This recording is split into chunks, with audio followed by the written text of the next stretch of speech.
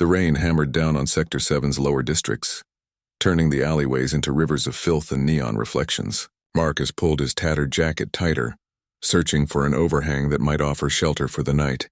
At 17, he'd learned that the streets of New Centauri Station showed no mercy to the weak or the kind. That's when he heard it, a soft whimper barely audible above the downpour. He found her crumpled against a dumpster, her lavender skin slick with rain and something darker. Blood, he realized. The girl couldn't have been more than 14 in human years, though with Centauri it was hard to tell. Her silver eyes stared straight ahead, unseeing, and her breathing came in shallow gasps. "Hey, you okay?" Marcus knelt beside her, knowing it was a stupid question. She clearly wasn't. The girl's head turned toward his voice. "Please," she whispered in accented standard. "Hurts, can't see. Never could." Marcus noticed the deep gash across her shoulder, the way she clutched her side. Someone had hurt her badly and left her here to die. The smart thing would be to walk away.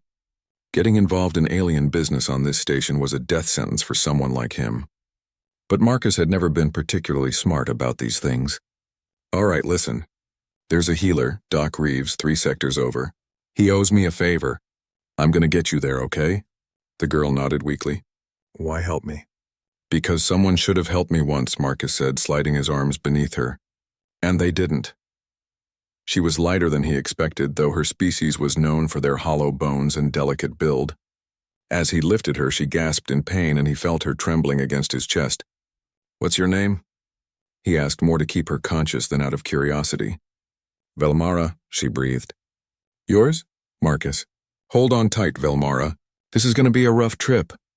The journey through the station's underbelly was treacherous. Marcus avoided the main corridors where station security and worse things lurked. He stuck to the maintenance tunnels, the forgotten passages that only the homeless and desperate knew existed. His arms burned, his legs screamed, but he kept moving. Velmara drifted in and out of consciousness, occasionally murmuring in her native tongue. Once she gripped his jacket and asked, "Why doesn't anyone help on this station?"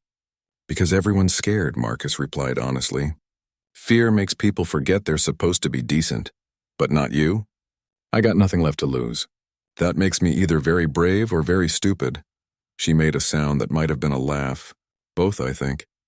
2 hours later, Marcus's legs finally gave out in front of Doc Reeves's clinic. He pounded on the door with what little strength remained, and the old medic emerged, taking one look at the pair before ushering them inside. "Centauri nobility," Doc Reeves muttered as he examined Velmara's wounds. "You know what you've gotten yourself into, boy." "Just fix her," Marcus said, collapsing into a chair. The doctor worked through the night. Marcus dozed fitfully, waking to find Velmara stabilized and resting on a cot, her silver eyes still open but calm now. "You saved my life," she said softly when she noticed he was awake. "Doc Reeves did the hard part." "No, you did the impossible part. You cared." Before Marcus could respond, the clinic door exploded inward. 6 figures in tactical armor flooded in, weapons raised. Behind them strode a Centauri male who radiated authority and barely contained rage. "Father," Velmara said quietly. Marcus's blood turned to ice. Father. The insignia on the armor, the military precision, the expensive augmentations visible on the male's body. This wasn't just nobility. This was Krevdan, the Centauri crime lord who controlled half the station's underworld. "You." Krevdan's voice was glacial as he stared at Marcus. "You touched my daughter." "I helped her," Marcus said, forcing himself to stand despite his shaking legs. "She was dying. A human vagrant put his hands on the heir to my empire." Krevdan's hand moved to the plasma pistol at his hip. "Give me one reason you should continue breathing." "Because he has honor," Velmara said, her voice stronger now. "Something your people seem to have forgotten, Father. I was left to die in an alley by your own guards after they ambushed me. This human who has nothing gave everything to save me." Krevdan's expression didn't change, but his hand moved away from his weapon.